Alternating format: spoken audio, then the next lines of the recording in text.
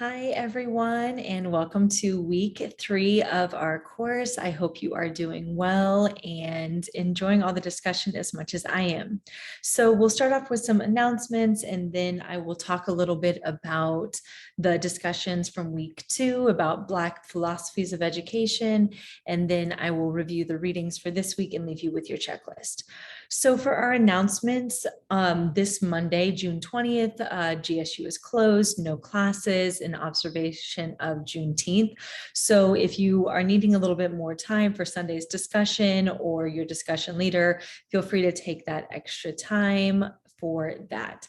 Assignment feedback, I've noticed that many of you have looked at your feedback for the first reflection. If you haven't, go ahead and do that. And I have also been putting in your scores for your reading assignment and discussion points on perusal. So go in and look at that. One thing that I did notice that is impacting the scores for that is making sure that you're commenting at least one comment on each of the readings. So that's one thing that you can do if you want to improve your score, and you can still always go back and do that as well if you want to continue working on your annotations. So do look at that. Let me know if you have any questions about that and I can explain further. Thank you so much to our discussion leaders, have been doing a great job. And this week we did have some discussion leaders collaborate. You are able to collaborate with the other people who signed up to do your discussion. You don't have to, but you can do that. And check out the post throughout the week. I have had a couple questions. So when you're the discussion leader, you upload your presentation to iCollege, and then the discussion questions are in Perusal. So you can, as you're working on your discussion assignment, when you're reading the articles, you can go to iCollege to see the presentation that your classmates have put together, to see their talking points to go with the article. And so for our special topics, this is going to be how we are going to end the course. Everyone is going to choose a topic that they are interested in to not only develop their expertise in, but to share with the class, just to expand the breadth of what we're able to cover. Thank you. Several people have already submitted their ideas, so we're in dialogue about that. If you have an idea, you can submit that to me through iCollege, just a sentence or a few words, and I'll give you feedback and any suggestions that I might have for that. So thank you to everyone who filled out the Google form about the preferences for optional Zoom discussions for those of you who are interested. If you didn't get a chance to do the form, email me and we can talk about a time. So based on that Google form, we are going to go with Tuesdays at 5:15 to 6:15. So we will do that starting this week on June 21st. From 5:15 to 6:15. And these discussions are worth 4 points. So if you want to apply that to one of your discussions from this week, you can. Or if you are maybe behind, you can come and get those 4 points in that optional Zoom discussion. So I'm going to show you in a little bit what we're going to be discussing, and the link will be in iCollege, and I'll put it in the YouTube description as well on how to join that optional Zoom. And thank you to the people who came to this week's Zoom. I really appreciate you coming, and I really enjoy getting a chance to get to talk to you and know you a little bit better. So a few comments about our discussion for this week. I was so excited to hear all of your comments and connections that you had with all of the Black philosophers and educators that we read about this week. There were some really great comments in there.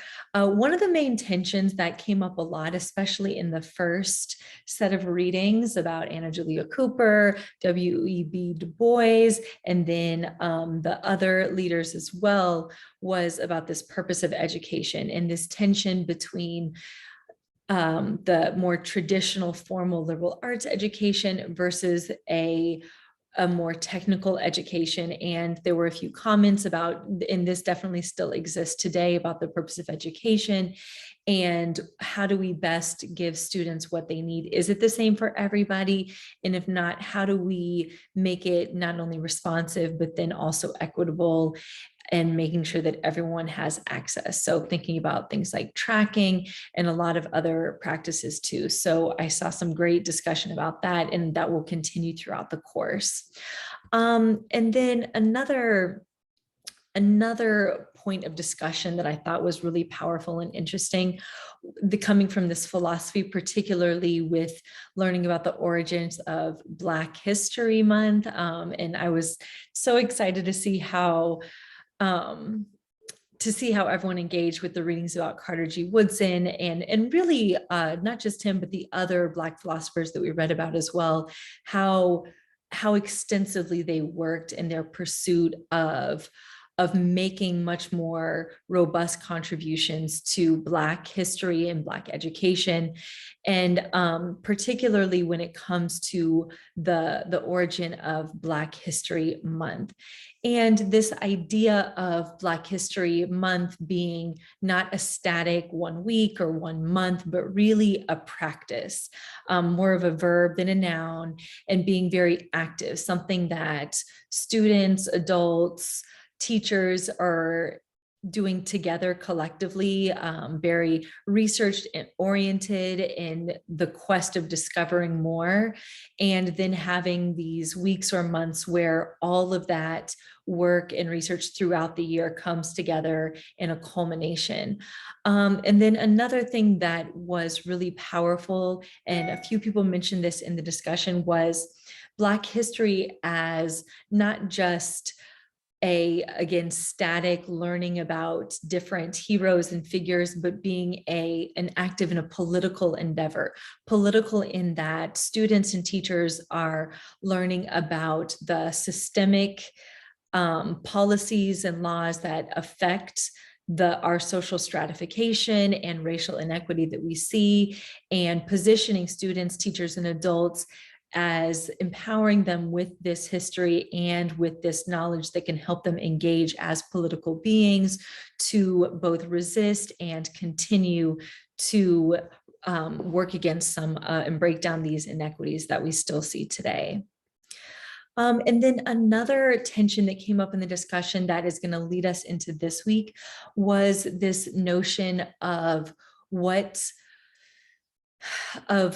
happened after a lot of these practices were happening in schools, when after the court case that we're going to be reading about this week, Brown versus Board of Education, and this whole idea of desegregation versus integration. And so as we're going to read about this week, in the United States, we see much more desegregation versus integration. And desegregation, in which Black students were moved into white schools instead of there being this more equal or equitable merging and a true integration of the teachers, of the ideologies, of the students, of the power. So when we see desegregation, we saw a lot of trends of inequitable power distributions where, like I mentioned, Black students were inserted into white schools in a way that oftentimes was not responsive, and in a lot of cases did a lot of harm. And so that came up in the discussions about how a lot of the practices that we saw in the articles that we read, particularly Carter G. Woodson's work with Black history, where these schools, while completely unequal and unjust during segregation, there were these nexus of Black education where Black teachers were able to really nurture students and really cultivate Carter G. Woodson's vision for Black history. And so there were a lot of comments about what happened and what was lost when, instead of having a positive integration experience where schools and communities came together and were responsive, instead there was this desegregation where, unfortunately, many Black educators lost their jobs and were not included in the desegregation process. And with that, also there was a loss of some of the Black history and Black education that was taking place in a lot of those schools. So we're going to continue on that discussion this week when we are talking about these court cases and what some of the impacts were.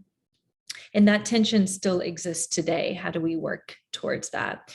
And then another trend in the discussion that I thought was really interesting was sort of related to what was lost with a desegregation versus integration approach, was this process that, again, we still see today with the current context where the curriculum is being narrowed and more standardized.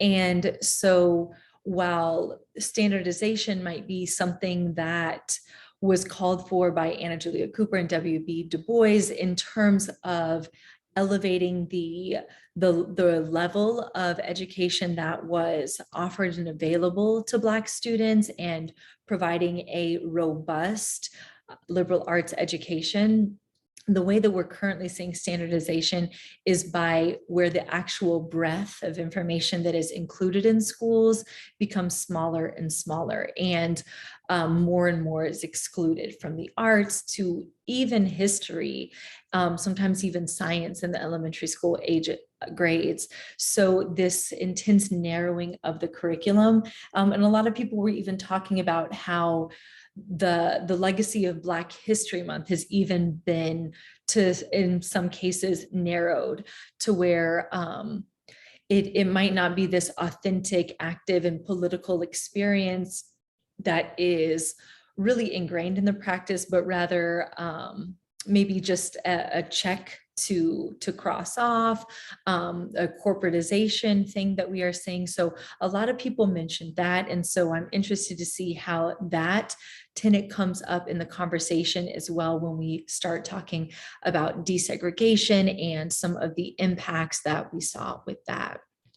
And one suggestion that several people made that I thought was really, really powerful was talking about Black educators that are continuing on this legacy. Gloria Ladson-Billings with her work with culturally relevant pedagogy, and then GSU's Dr. Goldie Muhammad with her historically responsive literacy framework. So I included that here. I think most of you have read this, but her 4 components of her lessons, focusing on students' identity, the skills, their intellect, and then the criticality. So bringing in this practice of Black history throughout every lesson, as opposed to just something that's happening during one month of the year. Several people mentioned that as a way to really honor and extend that legacy.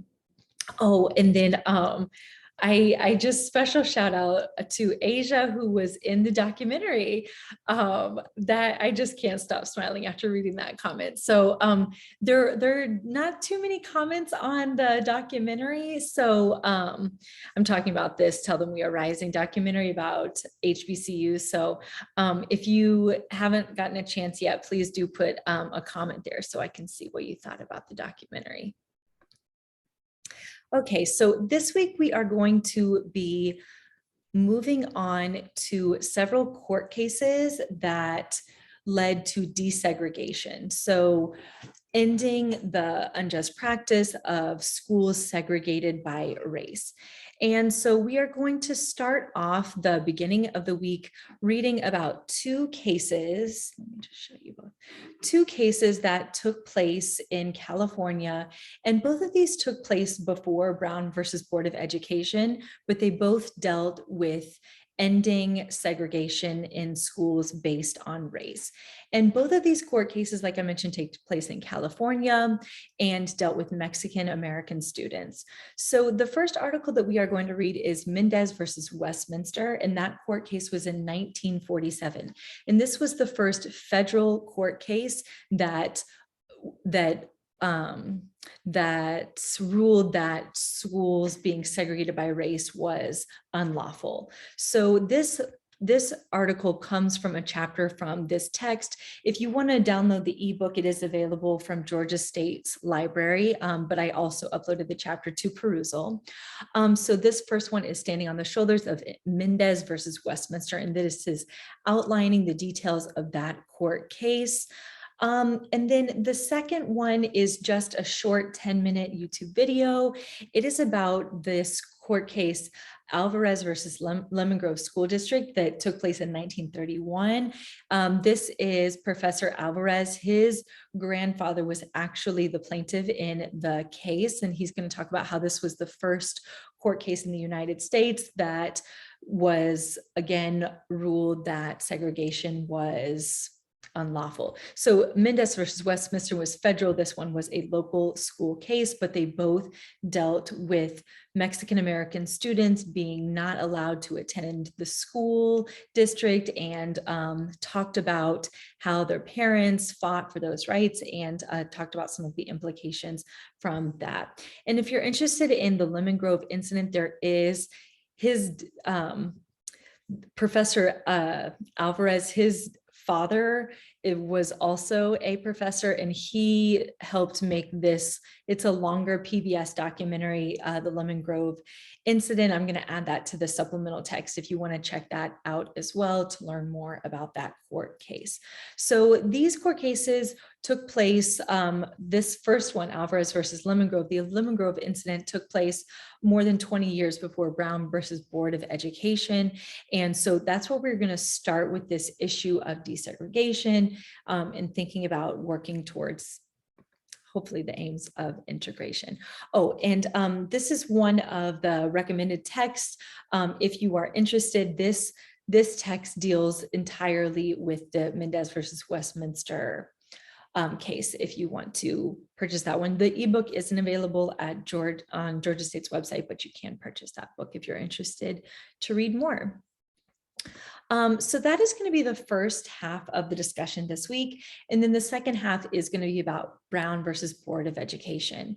So we are going to start off by reading an article, again, from this text that is available on the Georgia State Library, the rest of the story of Brown versus Board of Education. This is a very short article, but it will, it does a brief history of the court case and then talks a little bit about how it came to be and some of the common misconceptions associated with it.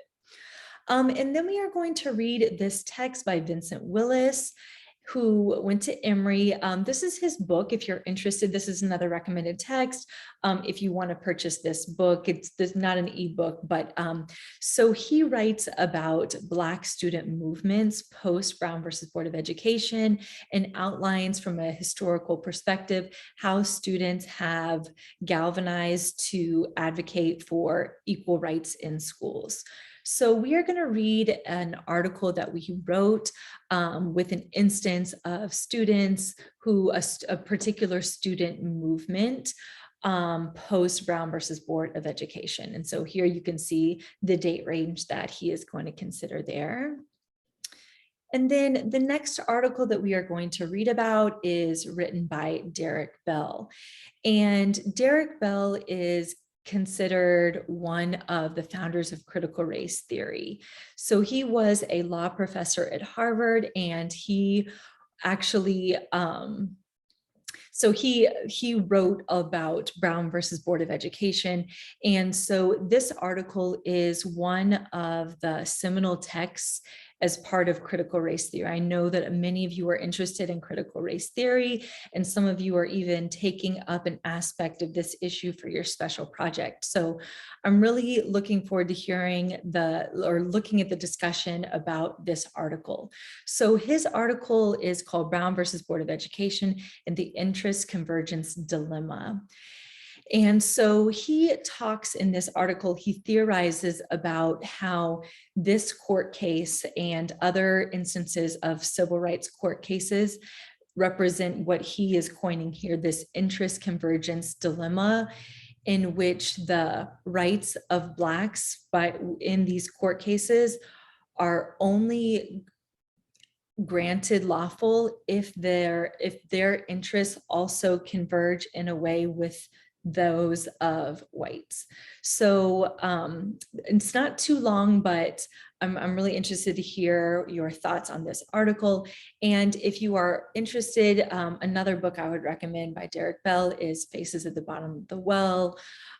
He just has really insightful theorizing about race, critical race theory, and about how the law maintains white supremacy and inequitable race realities in the United States. And then there is this kind of short PBS documentary, 27 minutes, School Interrupted, about the desegregation process in the United States. And you can hear some accounts there of what that was like. Now, the recommended readings this week to support, I will put in the Lemon Grove incident from PBS, but then I have also uploaded 3 more chapters from this text, The Pursuit of Racial and Ethnic Equality in American Public Schools. So the first one we are reading, again, this is just the short introduction, the rest of the story, but there are 3 more articles here written about Brown versus Board of Education. So the second one is a firsthand account. This one I thought was interesting because she went to high school in Georgia. So it's very local since we're all in Georgia. And then a few other articles here, particularly if you look at this one, where it's really considering this court case within the scope, within the social context of racism in the United States. So entire courses are written on Brown versus Board of Education and desegregation. And so, of course, we're moving very quickly. These are just a few snippets about the issue, but I do encourage you, several people have been putting in links and other resources in perusal for the discussion. I found that really helpful. So please continue to do that as we embark on these readings this week as well. And well, I guess I'll talk about that here. And again, if you want to come to the optional Zoom, that will be Tuesday, June 21st from 5:15 to 6:15. If you want to come then, if you have other resources or books or readings, that would be a great time to share those with the groups. So our first perusal discussion on Mendez versus Westminster will be Wednesday, June 22nd. And then the second one, Brown versus Board of Education, will be Sunday, June 26th. And again, if you come to Zoom, that's 4 points. So wherever you need them, I'll apply those 4 points. So a couple upcoming, I just panicked and was like, did I push record? I did. Okay, so a couple just so we can know what's on the agenda. So your second reflection paper is going to be coming up not this week, but the next week, June 29th. And this is just another brief half a page to 1 page check-in where you can reflect on your thinking halfway through the course, things that have been interesting, things that have maybe bothered you, things that you're reconsidering. Anything like that can go in your reflection. And then your special topics proposal is due July 6th. So still some time there, but if you want to, again, let me know what you're thinking, you can get that to me and I will give you feedback. So again, thank you so much for all of your discussion, your thoughtful posts and your writings. I've really been enjoying reading all of your perspectives and hearing from you. So I'm looking forward to this week and I will talk to you soon. Bye-bye.